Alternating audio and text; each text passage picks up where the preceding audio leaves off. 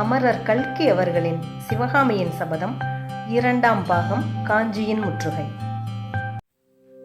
எல்லோருக்கும் வணக்கம். 2ஆம் பாகத்தின் 20வது அத்தியாயம் குண்டோதரன் கதை.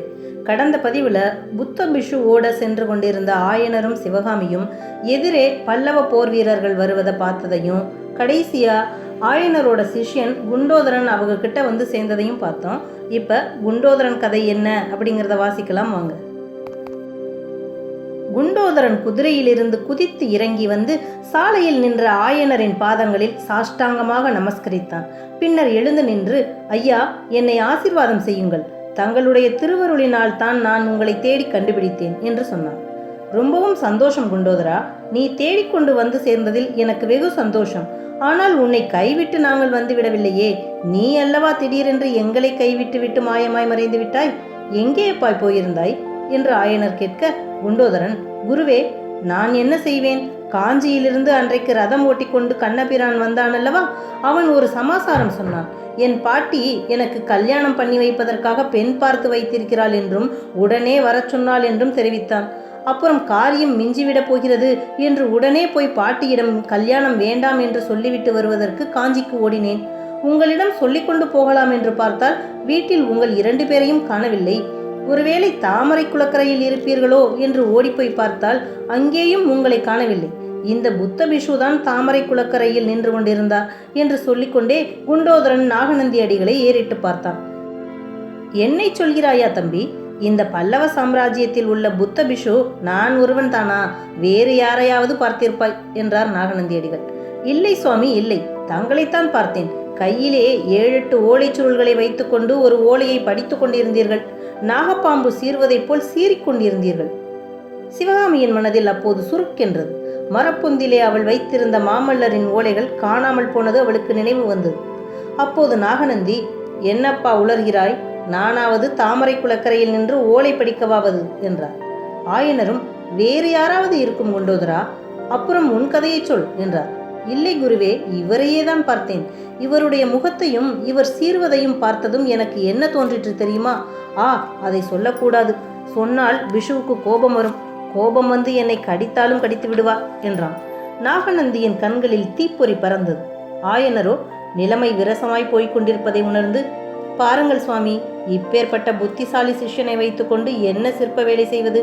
அதனால் தான் 8 மாதமாக நான் ஒன்றும் செய்யவில்லை. போகட்டும் குண்டோதரா, அப்புறம் உன் கதையை சொல்லு. உன் பாட்டி பேசி வைத்த பெண்ணின் கதி என்ன என்றார். குருவே, பாட்டியிடம் கண்டிப்பாய் சொல்லிவிட்டேன். பாட்டி, நம்முடைய மகேந்திர சக்கரவர்த்தியின் குமாரர் மாமல்லர் எத்தனையோ ராஜாக்கள் பெண் கொடுப்பதாக வந்தும் இன்னும் கல்யாணம் பண்ணி கொள்ளாமல் பிரம்மச்சாரியா இருக்கிறார். என் குருநாதருடைய செல்வி புதல்வி சிவகாமிக்கு இன்னும் கல்யாணமாகவில்லை. அவர்கள் எல்லாம் அப்படி இருக்கும்போது எனக்கு மட்டும் கல்யாணம் என்னத்திற்கு பாட்டி? நீ வேணுமானால் கல்யாணம் பண்ணிக்கொள், நான் கிட்ட இருந்து நடத்துகிறேன் என்று சொன்னேன். குண்டோதரன் இவ்வாறு கூறியதும் எல்லோரும் கொல்லென்று சிரித்து விட்டார்கள். சிவகாமியின் அத்தையும் கூட சிரித்துவிட்டு, என்னத்திற்காக சிரிக்கிறீர்கள் என்று சிவகாமியை கேட்டார். குண்டோதரனுக்கு கல்யாணமாம் என்றாள் சிவகாமி. ஆயனர், சரி தம்பி, நாங்கள் இங்கே கிளம்பி வந்தது உனக்கு எப்படி தெரிந்தது என்று கேட்டார். குண்டோதரன் சொல்கிறான், குருவே, பாட்டியிடம் அவசரமாக சொல்லிவிட்டு ஓட்டமாய் நமது வீட்டுக்கு வந்து பார்த்தால் வீடு பூட்டி கிடந்தது. நம்முடைய குருநாதரே நம்மை கைவிட்டு விட்டார், இனிமேல் கடவுள்தான் நமக்கு துணை என்று தீர்மானித்து அப்படியே மரத்தடியில் படுத்து தூங்கி போய்விட்டேன். அப்போது பாருங்கள், கடவுளே பார்த்து அனுப்பியது போல் நமது குமார சக்கரவர்த்தியும் புதிய தளபதி பரஞ்சோதியாரும் அங்கே வந்து சேர்ந்தார்கள். யார் வந்தது என்று ஆயனர் சிவகாமி 2 பேரும் ஏக காலத்தில் கேட்டார்கள். மாமல்லரும் தளபதி பரஞ்சோதியாரும் வந்தார்கள். குதிரை மேல் வந்தார்கள். ஆஹா, குதிரை என்றால் அதுவல்லவா குதிரை? அப்புறம் என்றார் ஆயனர். அவர்களுக்கு பின்னால் இன்னும் பல குதிரை வீரர்கள் வந்தார்கள். கண்ணபிரான் ரதம் ஓட்டி கொண்டு வந்தான். சரி, அப்புறம் என்ன நடந்தது என்றார் ஆயனர். மாமல்லர் வந்தார் என்று கேட்டதும் சிவகாமிக்கு தலை சுற்றியது, தேகமெல்லாம் நடுங்கியது. என்னவெல்லாமோ கேட்க வேண்டுமென்று உள்ளம் துடித்தது, உதடுகளும் துடித்தன. எனினும் யார் வந்தது என்று கேட்டதற்கு பிறகு அவளுடைய வாயிலிருந்து வார்த்தை எதுவும் வரவில்லை. ஆனால் விஷயத்தை சொல்லாமல் குண்டோதரன் என்னவெல்லாமோ சொல்லிக் கொண்டிருந்ததில் அவளுக்கு கோபமாய் வந்தது. குண்டோதரன் சொல்கிறான், குருவே, வீடு பூட்டி கிடந்ததை கண்டதும் எனக்கு எவ்வளவு கோபம் வந்ததோ அதைவிட 3 மடங்கு கோபம் நமது குமார சக்கரவர்த்திக்கு வந்துவிட்டது. மாமல்லர் குதிரையை திருப்பி விட்டு கொண்டு போன வேகத்தை பார்க்க வேண்டுமே. அடே அப்பா, நமது குமார சக்கரவர்த்திக்கு இவ்வளவு மூக்குக்கு மேல் கோபம் வரும் என்பது எனக்கு தெரியவே தெரியாது. குமார சக்கரவர்த்தியின் குதிரை திரும்பியதும் மற்ற குதிரைகள் சடசடவென்று திரும்புவதற்கு பட்ட பாட்டை பார்க்க வேண்டுமே. என்ன அவசரம், என்ன தடபுடல்! நான் கண்ணை கசக்கி கொண்டு எழுந்து மரத்தின் பின்னால் இருந்து வெளியே வருவதற்குள்ளே அவ்வளவு குதிரைகளும் காற்றாய் பறந்து மறைந்து போய்விட்டன. சிவகாமியின் உள்ளத்தில் அப்போது மகிழ்ச்சி, பயம், கோபம், கவலை முதலிய உணர்ச்சிகள் ததும்பி புயற்காற்று அடிக்கும் போது சமுத்திரம் கலங்குவது போல் கலங்கச் செய்து கொண்டிருந்தன.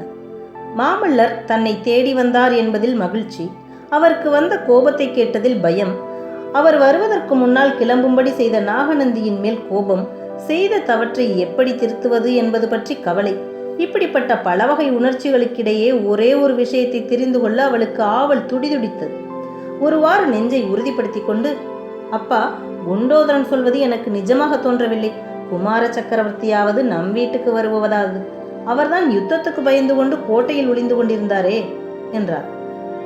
ஆயனர் அதற்கு மறுமொழி சொல்ல தெரியாதவராய் குண்டோதரனை பார்க்க அவன், குருவே, இப்படிப்பட்ட நாராசமான வார்த்தைகள் சிவகாமி அம்மையின் வாயிலிருந்துதானா உண்மையில் வெளிவந்தன?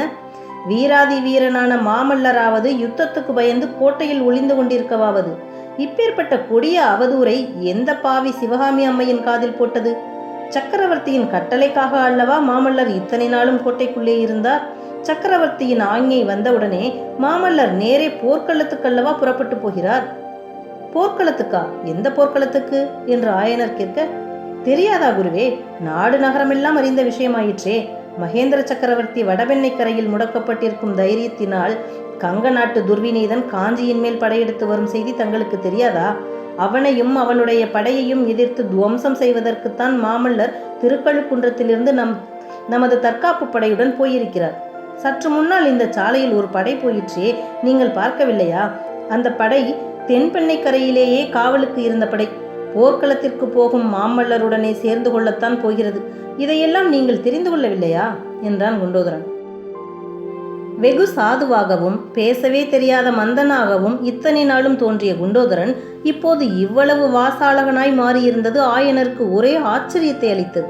அவனிடம் இன்னும் ஏதோ அவர் கேட்கப் போனார். அந்த சமயம் நாகநந்தி கலக்கமடைந்த குரலில், ஆயனரே, நன்றாய் இருட்டிவிட்டதே, மிச்ச வழியையும் கடந்து இரவு தங்குவதற்கு அசோகபுரிக்கு போய்விட வேண்டாமா? குண்டோதரன் நம்முடன் வருகிறானே, எல்லா விவரங்களும் சாவகாசமாய் அவனிடம் கேட்டுக்கொண்டால் போகிறது என்றார். உண்மையிலேயே அப்போது நன்றாய் இருட்டிவிட்டிருந்தபடியால் நாகநந்தியின் முகத்தை யாரும் நன்றாய் பார்க்க முடிந்தால் அந்த கோரமான முகம் அப்போது இன்னும் எவ்வளவு சர்வ கோரமாய் இருக்கிறதென்று அறிந்து பயந்து போயிருப்பார்கள். ஆயனர் சிவகாமியை பார்த்து, குழந்தாய், அடிகள் கூறுவது உண்மைதான், வண்டியில் ஏறிக்கொள், குண்டோதரனிடம் எல்லாம் பிறகு விவரமாய் கேட்கலாம் என்றார். சிவகாமியின் உள்ளத்தில் குண்டோதரனை கேட்பதற்கு எத்தனையோ கேள்விகள் தோன்றிக் கொண்டிருந்தன. ஆனால் எல்லாவற்றிற்கும் மேலாக அவள் ஒரு கேள்வி கேட்க விரும்பினாள். அதாவது, குண்டோதரனுக்கு குதிரை எப்படி கிடைத்தது? ஒருவேளை குமார சக்கரவர்த்தியின் கோபம் தணிந்து தங்களை போய் திருப்பி அழைத்து வருவதற்காக அவர்தான் குண்டோதரனுக்கு குதிரை கொடுத்து அனுப்பியிருக்கிறாரோ என்று அவள் மனத்திற்குள்ளே ஒரு சபல நினைவு தோன்றியது. எனவே, அப்பா, அத்தை வண்டியில் ஏறிக்கொள்ளட்டும், நான் சற்று நேரம் உங்களோடு நடந்து வருகிறேன் என்றார்.